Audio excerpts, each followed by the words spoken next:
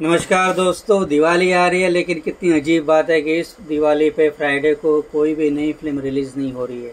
हाँ, हालांकि टाइगर 3 सलमान खान और कैटरीना कैफ की फिल्म दिवाली के दिन यानी कि 12 तारीख को रिलीज हो रही है, मगर फ्राइडे खाली है।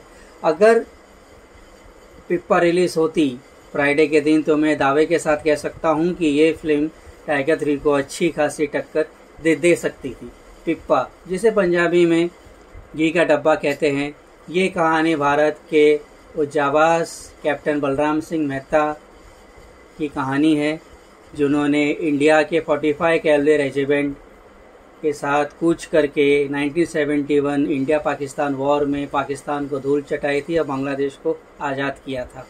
ये सत्य घटना पर आधारित इस फिल्म में ईशान कत्तर ने कैप्टन बलराम सिंह मेहता की भूमिका निभाई है और इसे डायरेक्ट किया है राजा कृष्ण मेनन ने, जिनका लोहा हम अक्षय कुमार की एयरलिफ्ट में पहले ही मान चुके हैं।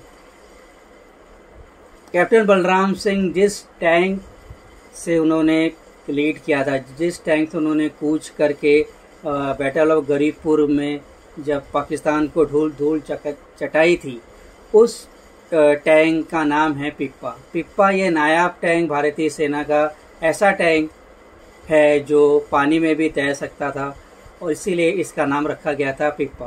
राजा कृष्ण मेनन की ये फिल्म देशभक्ति से लबालब है और ऐसा नहीं है कि देशभक्ति इसके अंदर परोसी गई है या थोपी गई है। ये आपके अंदर धीरे धीरे जज्बा जो जागता है देशभक्ति वो अपने आप आपके अंदर पैदा होता है। इस तरह से नहीं जैसे कि हालांकि तेजस में हमने देखा था कि ज़बरदस्ती देशभक्ति थोपी गई थी और ज़बरदस्ती आपको भारत माता के लिए खड़े होके और सलाम करने के लिए कहा जा रहा था। पिप्पा जैसी फिल्में सच्ची देशभक्ति का जो जज्बा होता है उसको पर्दे पे लाती हैं, जैसे कि राजी में हमने देखा था, उरी में हमने देखा था। उस लेवल की उस श्रेणी या शेर दिल में हमने देखा था, उस लेवल की उस श्रेणी की फिल्मों में पिप्पा का होना चाहिए। और वैसे भी मुझे ये बात अभी तक समझ में नहीं आई कि इस पिक्चर को थिएटर रिलीज़ क्यों नहीं मिलनी चाहिए थी। ये फिल्म थिएटर रिलीज डिज़र्व करती है और धीरे धीरे ये कहानी आगे बढ़ती है। ईशान कट्टर की ट्रेनिंग के समय से ये कहानी शुरू होती है, जब वो पिप्पा को ट्रेनिंग में और टैंक के साथ लेके जाते हैं।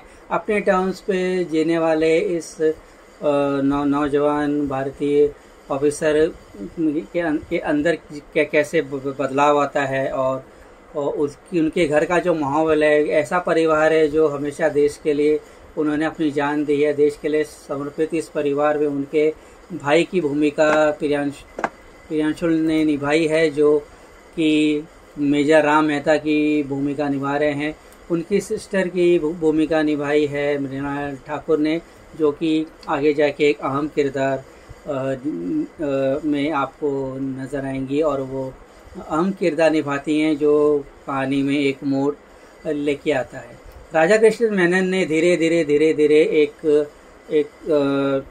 संतुलित तरीके से, एक संयम से पूरे मूवमेंट्स को और देश के प्रति जिस तरह से जब ये डेवलप होता है, जिस तरह से कैरेक्टराइजेशन उन्होंने जो किया है वो काबिल तारीफ़ है। पिक्चर आपको बांध के रखती है, आपके अंदर एक जज्बा जो है वो अपने आप आपके अंदर पैदा होता है, जैसा कि मैंने कहा।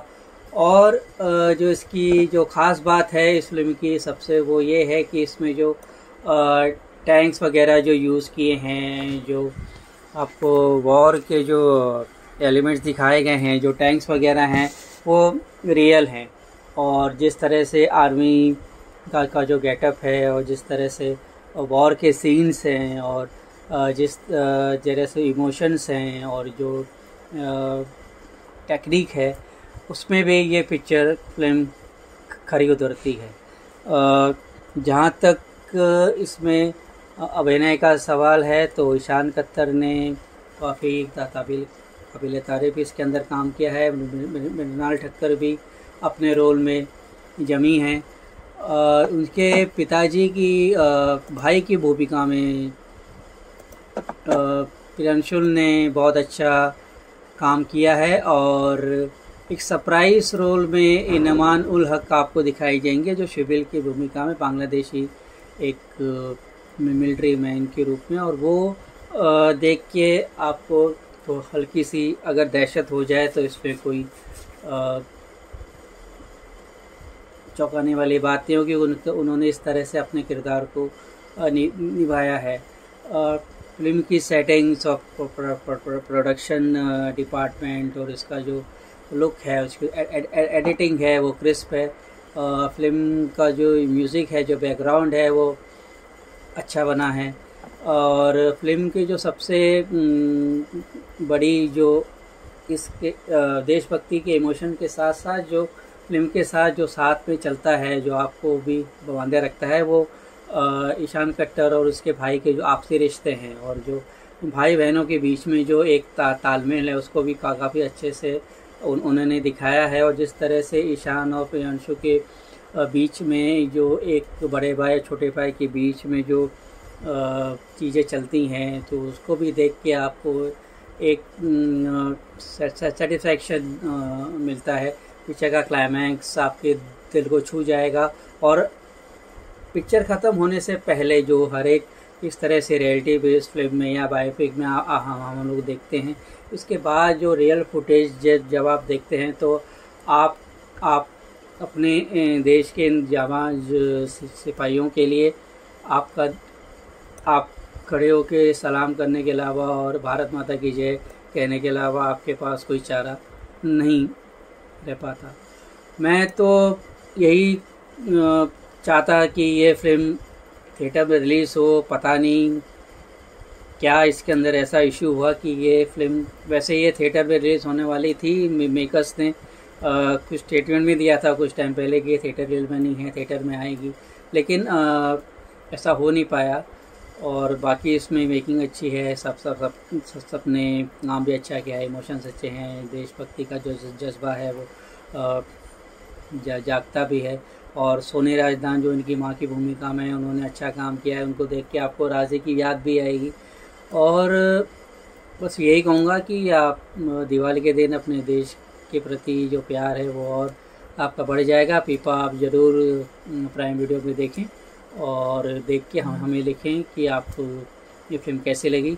अभी तक आपने हमारा चैनल फॉलो नहीं किया है तो हमारा चैनल प्लीज़ फॉलो करें और हमको बताएं कि आप हमसे क्या देखना चाहते हैं, क्या सुनना चाहते हैं।